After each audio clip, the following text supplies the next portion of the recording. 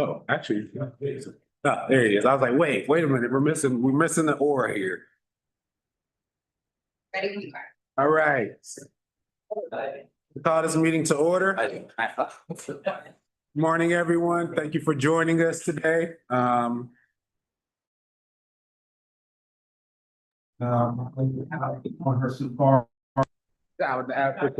compound in the gallery. Yep. So pretty much we'll start with our public comments. We have one today. Stephen Pryor.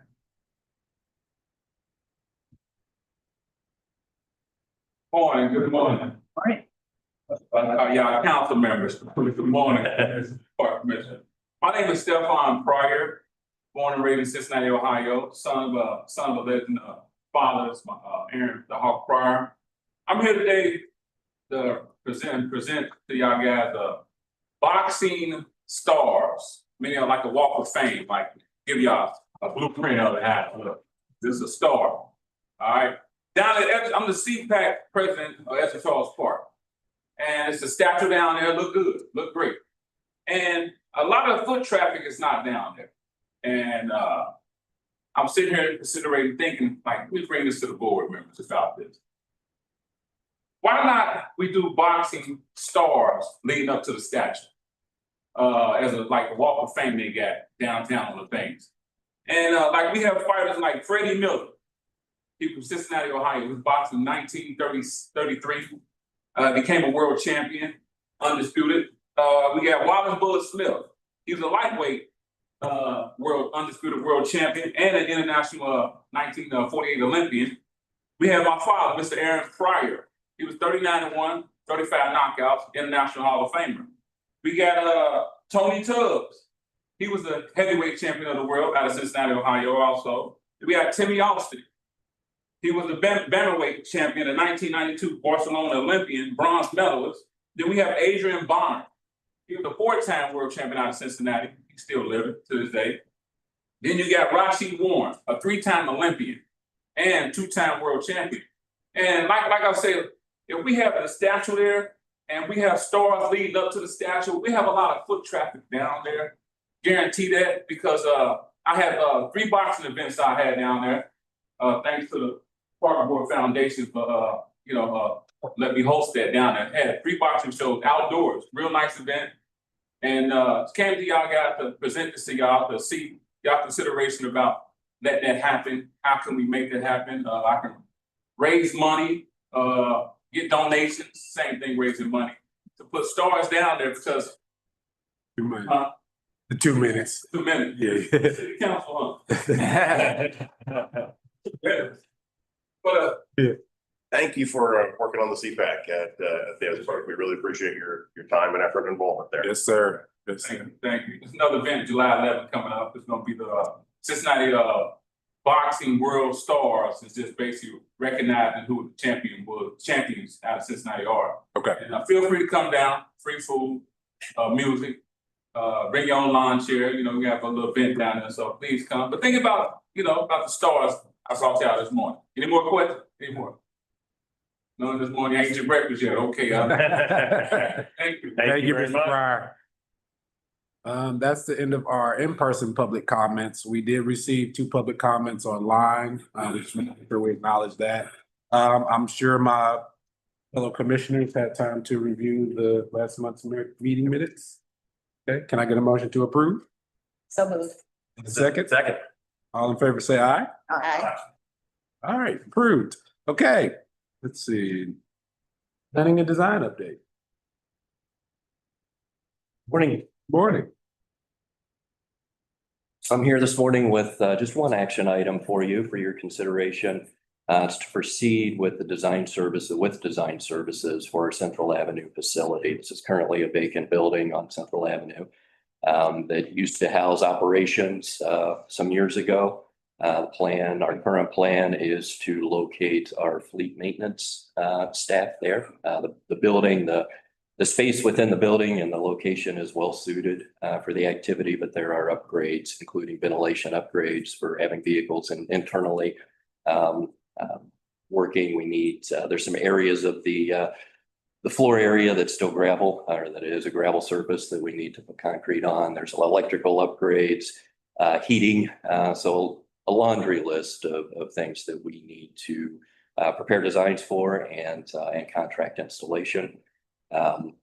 It's relatively fast timeline. The plan is to move this staff into that building. The target is November. So we're moving pretty quickly on this in order to reach that target. And that target is driven by the Sinton facility construction that we're anticipating later this year. So I can answer any questions about this. We are maybe a little unusual in using the city TPA contract for the design services in this case, but again, doing that for to expedite this project. And so the request is your approval of the $78,275 plus an additional 10% contingency to allow us to move forward with the design services component. Then I'll be coming back once we have that in hand with estimates for the concrete and electrical work that needs done to move forward with those contracts later this summer, early fall. This was a project that we budgeted in our capital budget for this year, which this year is ending, so we're getting it in right under the wire. But it was something that a year and a half ago when we first approved the FY26 capital budget, this was part of the plan. So moving along, and this will keep moving. As you can see, it's pretty bare bones down there, but perfect for a mechanic shop. Super centrally located, lots of space behind a fence too, which will be really nice. So. Yippee. Let's go. John? Move approval. I do have was this a parks facility before or public works? Or? Yeah, it's been a parks facility for a long time. Before the last reorganization, which was before my time when there was East, Central, and West, this was where the Central operated out of, some of? This was Okay. the electricians. Gotcha. Well, the electricians are most recently, but I thought there was something there before that, but I could be wrong. Okay, but it's been the electricians since I started. We moved the electricians down to kind of Smale to centralize them with all of the facilities team. They will then move to Sinton, and part of the Sinton project, which you'll see next month, is a new garage that they'll be able to park their lift truck vehicles in. And so this facility is primed to be the mechanics. We didn't want to move the mechanics twice. They already had to move out of Reading Road to move to Sinton. We don't want to move them away and then back again. Obviously, they need to stay in operation during the interim time while Sinton's under construction. So this is a great home for them, centrally located, not too far from the city fleet, which will give them great connectivity. So.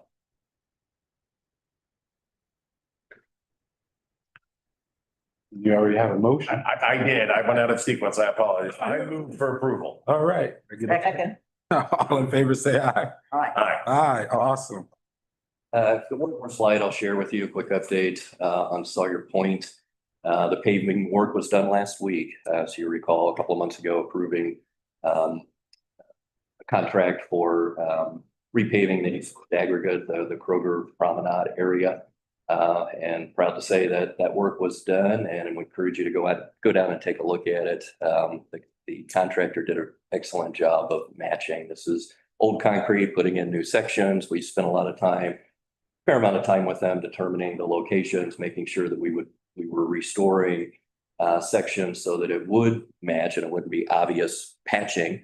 So this wasn't a patch job, it was a replacement of the critical sections. And we're happy with if you look at it really closely, with an eye, you'll know that it's new, but at a glance and walking in and just experiencing the park, it doesn't stand out as a patch. So we were happy with that work.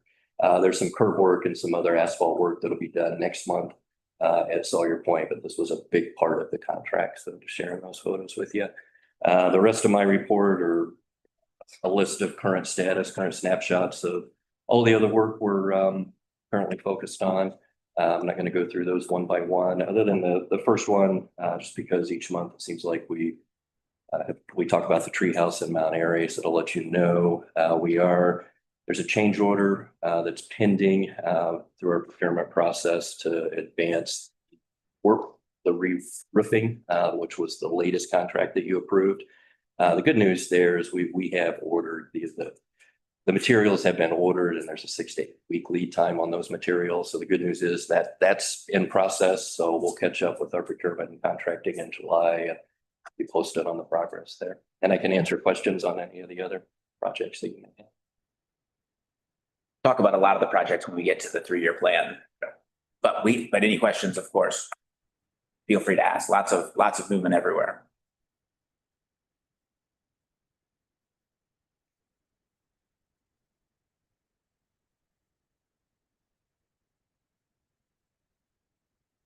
That finalizes my report. Okay, all right, that's what I'm waiting. I believe the 3-year plan is next, so I'll sit tight. That's a good one. Awesome. Cool. Thank you, Travis. So I'll introduce and then I'll kick it over to Travis. This was really fun, a little scary at first for me, and then surprisingly not scary. But when we first discussed that we wanted to we're finally hitting our cadence. The 3-year plan, I think this is maybe the 4th or 5th iteration of it. But our goal has been to update it in June and December. So December when we do the capital budget, and then 6 months later, kind of continue to give a snapshot. We've not hit that goal precisely in our first couple of years of the 3-year plan as we kind of figure out what it is. And so I told Travis we were going to do this, and I sent it to him, and I was like, "Don't worry, I'll do the first one. Since you're new, don't feel like you have to do it." And before I found time to do it, he sent it back to me all worked up, and we met a couple times and went over it, but very few changes. He just took it and ran with it, which was really great. Like I said, at first it was scary. I was like, "Wait a second, this is my baby. Don't take my baby from me." But then, as he's supposed to do, he took it because it should be in his shop, and it was perfect. So really fun for me. But I'll let Travis walk through some of the specifics, but I think Susie covered most of it, which you can see how much more is in the focus projects than was last time. When we did the last one, which has a bunch of my notes on it that shows the different stuff, but we kind of had a very small amount that we were working on, which were still critical projects and a lot of projects, but a lot of stuff that had a lot of blue on this first 6 months of the old one, because Travis needed to put those projects into order and into some cohesion. And what we've seen is I count 10 projects moving from next up to either being new and not on the 3-year plan before, or being in action. And then a lot of projects moving from the orange future box into next up. So a lot of new stuff here. Of course, we will not hit all of these goals, but we gotta try. And if you try on a lot of them, then you're gonna hit more than you don't. So with that, I'll let Travis kind of walk through any specifics of it. Or Sure. Well, I think on that point, just to reiterate that this is leaning on the aspirational side. So we'll be reporting to you monthly as they do on progress as we're moving forward. Things change. It's like peeling an onion on any project. So as we identify areas where we need to focus more and spend more time to get a project right, we will do that. This isn't a race. It's making sure that we're moving forward on a lot of fronts, because there's a lot of opportunity and a lot of need for that, as we all know. So again, it's a plan, it's fluid, but this is everything that you're seeing in the active area are projects that are active that we are currently planning, we're currently moving forward with. And the color charts that you see in the Gantt chart is my best guess and leaning aspirationally as to where we'll be. I think we'll be ahead on some of these, and we will find delays in others, and that will be communicated as we go, of course. As Jason mentioned, the list has gotten longer on active projects. The majority of those are shifting up from next up, and they are projects that we've already started on as we sit here today. So these are projects that have already had traction or starting to get traction. So it's a fair description to have them in our active column. There are a few that are new, so I'll focus on those. A couple of them are in California woods. As you know, we're working on the hydrological restoration study.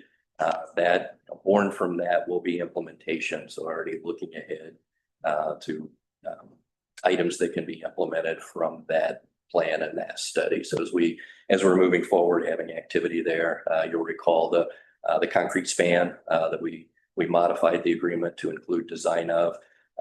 That will be a first look as we finalize the planning work at implementing that piece. So And there are other things along that stream corridor that within the time period of the coming calendar year, I would expect to be moving forward with it, installation and improvements on. So implementation of California Wood Shelter has been added.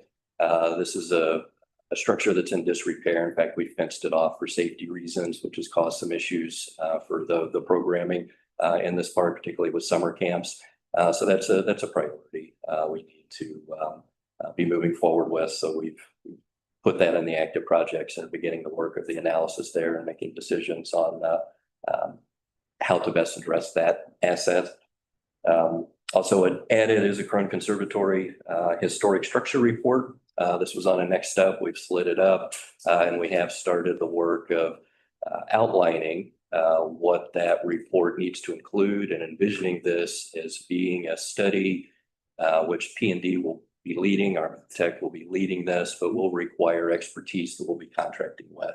Structural engineer, for example, building systems, HVAC system expert, and a list of others that, future meetings I'll be coming and describing more. And as we ask for your consideration of those contracts and those steps. But the first step here isn't the grand plan. It's the assessment of that structure and understanding what we have today.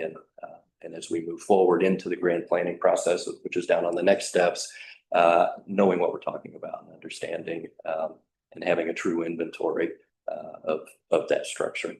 So that was added as new. And then lastly, the small boat dock has been added. We've having some preliminary conversations about the history and next steps on that. So I'm excited to have sleeves rolled up and conversations about that. There'll be more to come as we move through the coming year on that topic. And I can answer questions about any of the others that are on the list, but most of them should look familiar to you. Yeah. Questions on two, if I may. Sure. One is it your anticipation that the Crown structural report will have at least some orders of magnitude cost parts, or is it, okay, because there have been enormous numbers floated around for a lot of years and starting to pin those down, not with perfect specificity, but a general range would be helpful. Right. It's as you know, a complex project. So this is a starting point to recognizing that this is a historic structure. And the significance of that is something that needs to be mindful in every step. It's not just brick and mortar. It's not just looking at nuts and bolts of that, but understanding the cultural significance of that. So the beauty of a historic structure report, as I've been informed by the architect team, is that there's a method and there's a process that accounts for those qualities as we move forward. So it's a perfect fit and a perfect structure. A method, I should say, physical structure, but method for us to move through as we're evaluating. And yes, to answer your question more specifically, we'll be honing in on, again, the structure, the components of the structure, the glass glazing, the mechanics within the structure, and what is the current status, what's the true inventory there as we understand what will it take to bring that those structures and those pieces current, but also looking forward, which again, looking down on the next step of what should it be, what can it be in the future. World has changed lots of times over the last 100 years. So that structure has aged very well and is still very used. But as we look at today's demographic, today's needs for that type of structure, that type of asset, having an open mind and understanding what the opportunities are there will be the next step. Thank you. On Glenway, I noticed it does something that I don't think any of the projects do. It goes from bidding and contracts to construction back to, is that reflective of a phasing element? It is. Okay. It is. So you recall, we are moving forward with components. So rather than one master plan with lots of components, we're leading. So the most recent item is the entrance to that park. We just received the construction documents from the landscape architect last week. So we'll be packaging that up in a bid package moving forward later this year on the construction of that component. But that park also includes a playground component. It includes masonry. It includes lighting and some other things that, so yeah, it's a. And the Waves. question, I won't say concern, but the question is driven by there is an external funder, I believe a national foundation who's been part of that. And I just want to make sure that we're lined up with their expectations. And I imagine that we are, but I just wanted to. Yeah, we've working close with the foundation. I just had a call yesterday on some components of the park with them. And they've been engaged at the public engagement rounds. March was the last large public engagement with the community that we held on the park. We're due to have another, hasn't been set yet, but anticipating July next month, maybe late July, to re-engage. And the foundation has been a critical participant in those conversations as we're moving forward. So thank you. Right. Any other questions? Good deal.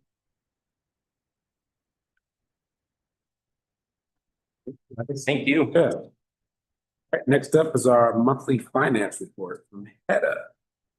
Hello. Morning. All right. So I was looking over the May financials, it's always interesting sitting in the seat on Word Day to talk about the prior month because I've been living the current month for 3 weeks already, right? And so my brain is like, in June, we've almost spent our whole budget and things are looking great. But then when you look at the May reports, we still have $4 million to spend. So try and get myself in the right frame of mind here for May discussion. In general, everything looks great. We're on track to spend all of the city funds that we have been allotted. The finance staff has been working really hard to compare invoices that are coming in and outstanding encumbrances that haven't been spent yet and look at what our opportunities are to either unencumber funds and then ensure that we've spent everything or ensure that all the invoices have come in or that we've accounted for them. So sorry, super distracting. Sorry. Let's fold up here. I'm trying to subtly get the air turned down, but I'm not doing a good job of Jason communicating. with the slider high and tight is what he's doing. Sorry, Jason. Nope. Message system did not work. I was trying to think about everything else. I know everybody else is cool, but I was getting chilly, so. Thank you. All right. Anyway, so there's just been a lot of activity in finance trying to button up for year end. We have a lot of deadlines that were given from city finance, essentially accounts and audits and treasury that we have to meet. It means that we then have to push those deadlines out to all of our staff to say, hey, we need time to do our end before we run up against the deadline. So can you please get everything to us? And there's just a lot of coordination that happens starting in about April until we get to about this time. And in fact, today, I believe, is the last deadline that we have for input into CFS. And then we're kind of locked out for about 3 weeks. So, we hope and pray that we've done everything that we can to make sure that everything gets spent the way it should be spent and everything's in the right category. But again, that's not reflected on the reports you see in front of you. That'll come. And I would love to say in July, but it's not going to come in July because our board meeting happens to CFS won't open back up for probably the first week or two of July, and then they'll be scrambling to get the monthly reports out. By then, our board meeting will have happened. So if we're lucky, everything will go well with the city and we'll be able to get you reports for July. But if not, they might come in August and you might get some preliminary numbers in July for fiscal year end 2026. But let's talk about May. May looks great. We are on track to spend the budgets that we have. We are seeing some savings in some of the unappropriated funds, which is great because it just keeps it in fund balance for us for use in the future. On the slide labeled finance and IT significant accomplishments, which has 3 blue columns. It's like the first one after the title page, I believe. One thing I want to draw your attention to is on the quick stats section, it shows $6 million in new improvements. And while that is what the system reports, when we dug into that number after, Jason and I were meeting and he's like, we didn't spend $6 million. I'm like, well, that's what the system's reporting. Looked into that and it turns out that whenever we do a change order on a project, it populates that budget again. So it's not 6 million. We actually had only about 1 million in new encumbrances for capital in May. So just wanted to make sure that clarification was made. Interestingly, it was actually the Smale event lawn. We saved money. So the change order was to recognize that we cut some scope and we saved, it was only about $5,000 on a $5 million project, but that change order re-upped the entire 5 million into encumbrances, new encumbrances it showed, which was kind of funny. Right. And one of the things that we've been working with, our seasons, it's like March, April, May, and then goes heavy through the summer. And that's when we have a lot of our seasonal hirings that happen that, you've heard Derek report about. I want to give a shout out to all of the operations folks for the efforts that they've done because the way that the city budgets for our seasonal labor is a little bit unique. It's not by, we have 1,000 positions or however many positions and, here's your budget for it. They give us a lump sum number. And we spend a lot of time when we develop the budget looking at what our target is for each of the funds. They give us a target number that we have to reach. And then we balance, labor and supplies and all of that within that number. And our full-time people, we obviously have to budget for. The seasonal people are kind of the ones where it's like, what do we have left? How can we squeeze as much labor out of these numbers as we can? And the earlier parts of this year, we kind of had a little panic moment because we're like, we're running out of money. We need to make sure that we have enough funding here. And so Jason worked hard with all of the operations staff and Jenny to try and figure out, what can we do to make this work so that we have the seasonal staff we need to continue with our vital functions, but also not go over budget. And there's been a tremendous effort on the part of everybody to make that work. And I think the fact that we aren't getting complaints in parks and people are still living our programs is a testament to the work that people have done to make that work. So I just want to give that shout out there because that's been a very heavy lift. And as we go into fiscal year 27, we're looking closer at those numbers to see how can we apportion this better so that we've got enough for the fall to finish up the season and then still funds left over for the springtime to get our season started at the beginning of the next season. With that, I'm open for any questions you might have. Would simply add that, as Hedda mentioned, it's unlikely we'll have reports for our next board meeting because it's like the second earliest day, the 15th or the 16th of the month is when we have our meeting. But what I'm really excited for is for the first time ever, we're going to do like a full season wrap up. And so we're going to kind of we obviously changed a lot about how we budget. And so we're going to kind of really dig into what we submitted and kind of what was passed by council yesterday, and then look at how did all of our spending go. We made a bunch of changes in March when we submitted that, but that was guessing because obviously you don't finish the year before you make your decisions about how you're going to budget for the next year, right? You do it 5 months early. And so we're going to really dig in and kind of do a bunch of comparisons about what were our actual spends, how did those work? Obviously, we did a lot of changes to how we recorded revenue into the 430 budget. And then how did we then move that spending around to then match the revenue? And so a lot has changed, but I'm really excited to dig into that in July and get the whiteboard out and really spend some time crunching the numbers and seeing and kind of knowing ourselves as we move forward, which will help with this allocation of personnel and seasonal and really dig into all of it. So it's exciting stuff coming. Wonderful. Yes. Question, the far left column, 1.06 million cash receipts process. Yes.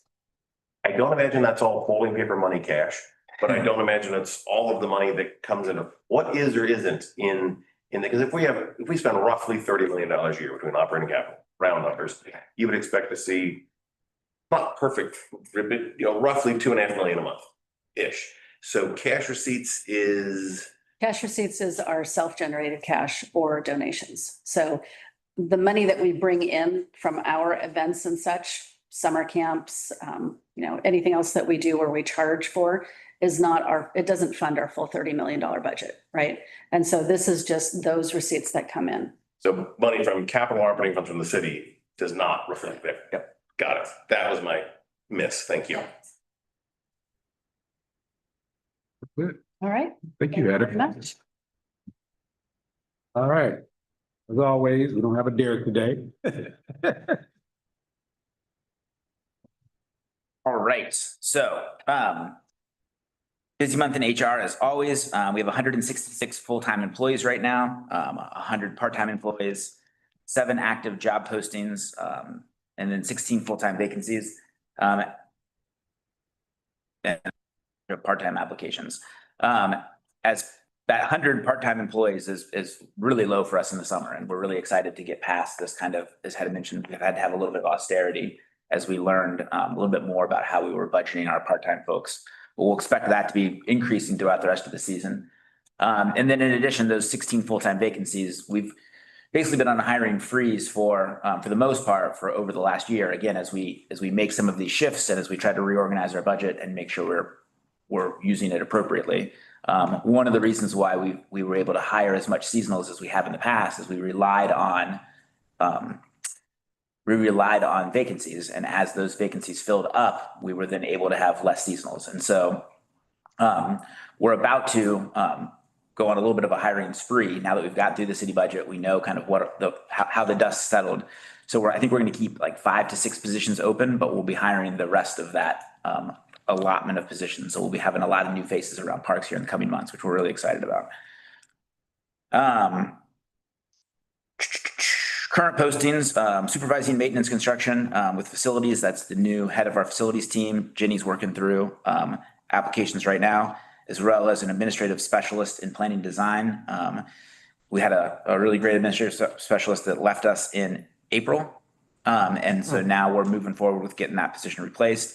And then our Arborist 1, Arborist 2, Crystal and her team are looking at applications and working through that right now. And then, of course, all of the part-time postings. Next time we're here, we're going to have a lot more full-time postings, assuming we don't get slowed up by the end of year changeover, but we've got a lot more that'll be added. And you can see kind of a list of where those positions are on the following page. And then I would just note that on here, Derek mentions kind of how we've been really focused on employee safety, community engagement. And so lots of stuff happening in the HR department as always.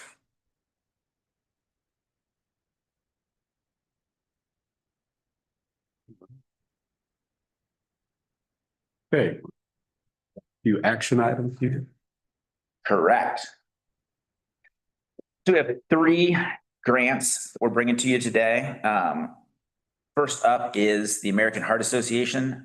So this is $17,500 for the Cardiac Emergency Response Plan.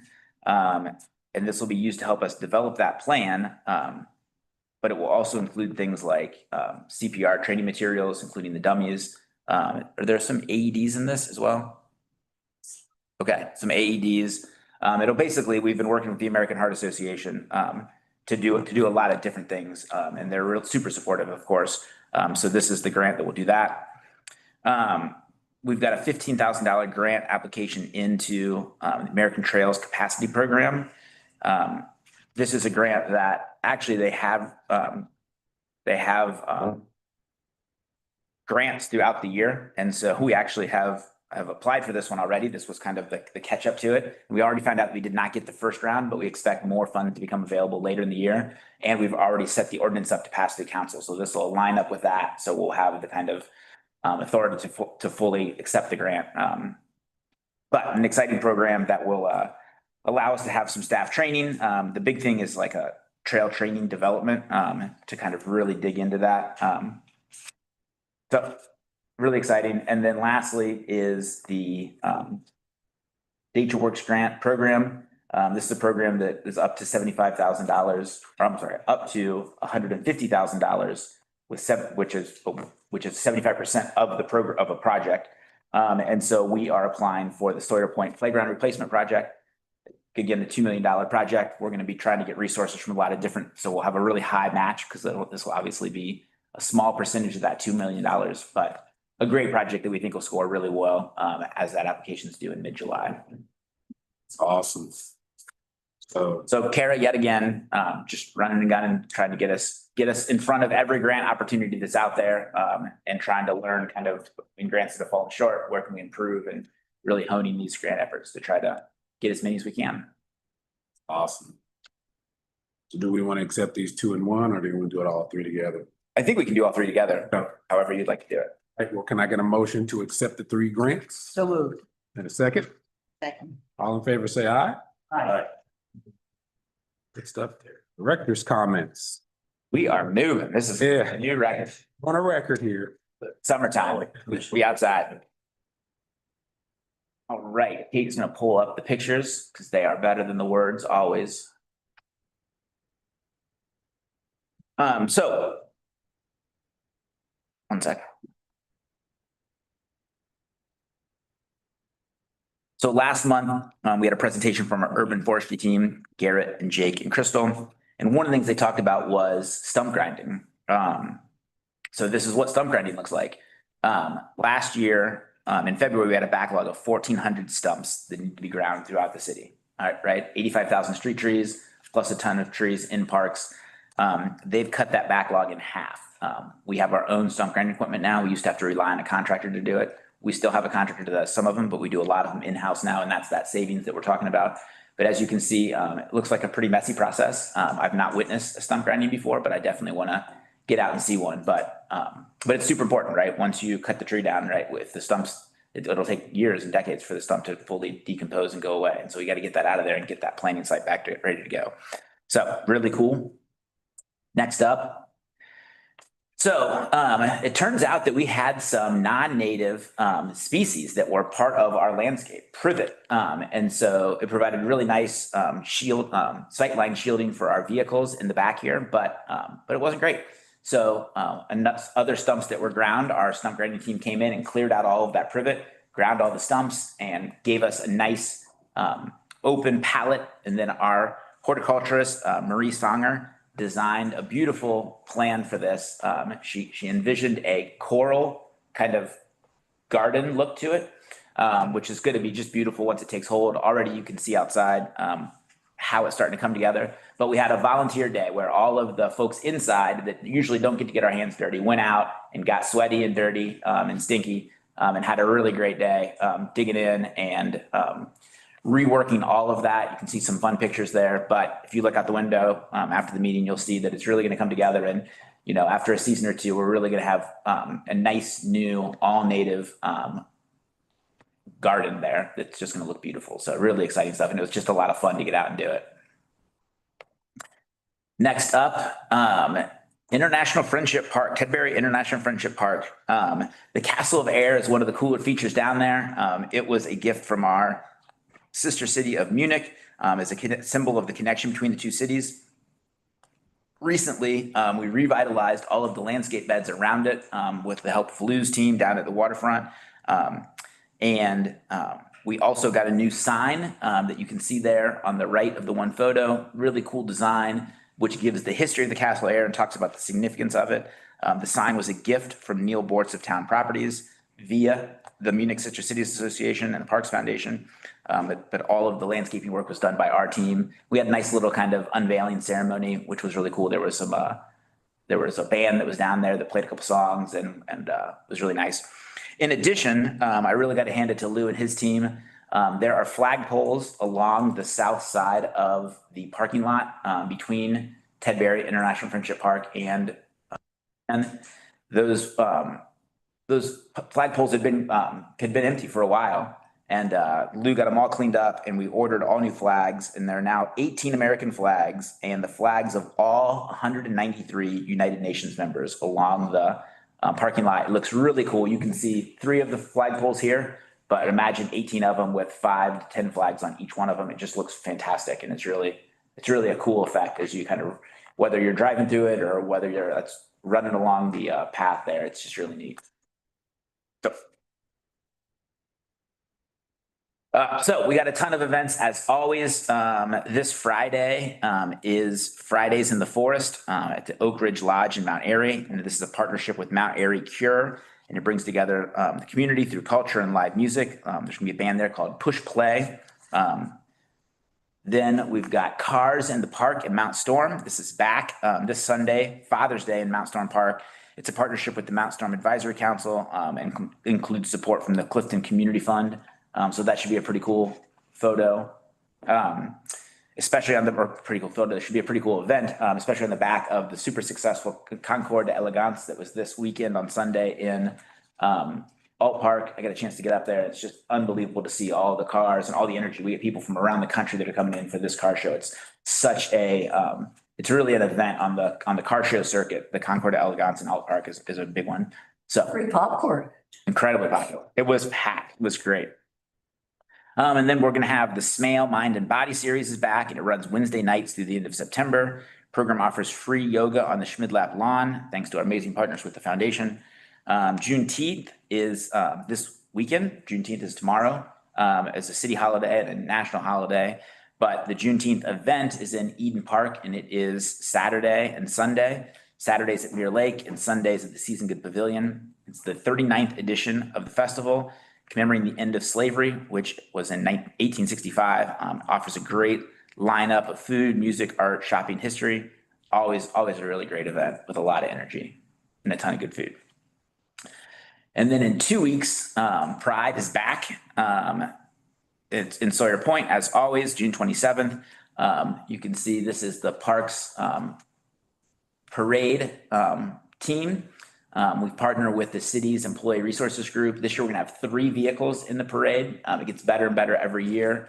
We have a planning team that just does a great job of getting it up. If anybody'd like to walk with us, we got t-shirts, new t-shirts this year. Obviously just a great event. And then it comes down to Sawyer Point, where it's just some of the most energy at Sawyer Point all year long, which is a high competition, but there'll be the first big festival taking advantage of the new concrete that Travis was showing you in the Kroger Esplanade. So July 4th, this year it is the 250th anniversary of the Declaration of Independence. Just an amazing celebration all year long, starting with River Roots last fall, kind of as a precursor. But we got a lot of events going on. First, the All-American Birthday Bash is Friday, July 3rd, which we've combined with Operation Thank You. Operation Thank You honors the veterans, and then obviously a really exciting year to do it with the 250th. It's got a car show, live music, and of course, food trucks and all kinds of stuff to do. And then it ends with a fireworks show on Friday. Then the next morning, my new favorite tradition, which is the reading of the Declaration of Independence at Season Good Pavilion in Eden Park. It is in the morning. It's like 10 a.m. I think. It's just a really cool event. This started last year.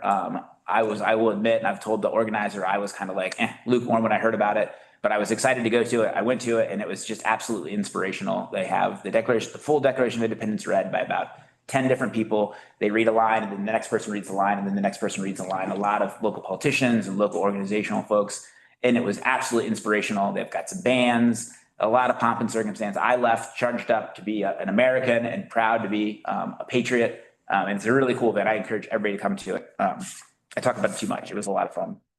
That's the political, as John knows, it's the political science geek in me, but I really enjoyed it. Then there's the Alt Park Children's Parade. That begins at 11 a.m. And then the fireworks event starts at 6 p.m. And the Alt Park fireworks, of course, one of the great traditions in the city. That's on the 4th. And so that starts at 6 p.m. and ends with fireworks when the sun goes down around 9:30 or so. Just always a great event. So fun stuff. And then you can find the hundreds of additional events that are happening all July long on our events calendar. Stuff happening with nature, stuff happening with our volunteer groups, tons of stuff happening at Sawyer Point as we really get into the heavy event season in the August and September. It's happening all the time in parks. Awesome. I love that we have so many events. Like that was a big joining all of that.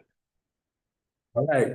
But it's one of the areas we've really leaned into over the last 4 years. We've added 3 additional people to the events team, and we've been working hard with the city manager's office and others to really build up our support for events, including as part of the funding passed in the city budget yesterday, was funding for our Summer in Cincy teen programming, which kind of is part of the city manager's youth violence reduction program.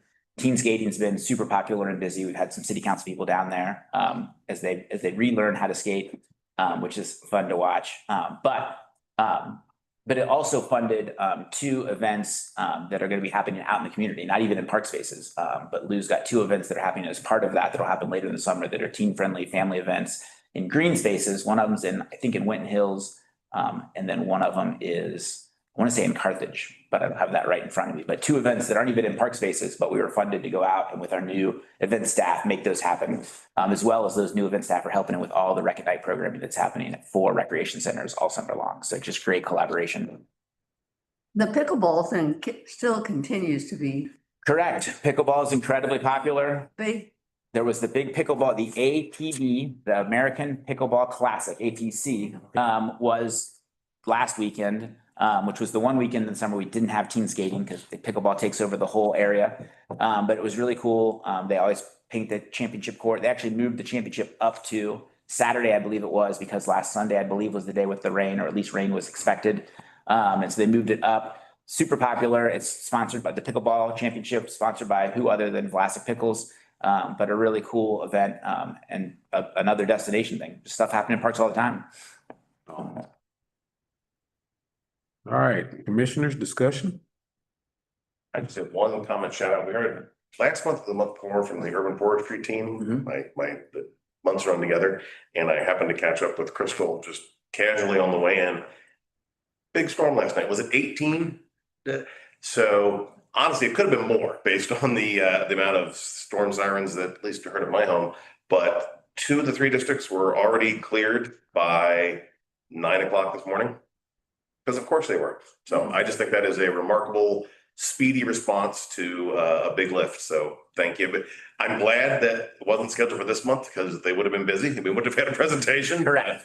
That was neat in such quick succession to re-meet the team and then see their response month to month. So thank you and shout out to the group making that happen. Yeah. Good, good. All right. Well, we'll be back here July 16th, same time. With that, see you all later. Adjourns today's meeting. It's gonna be a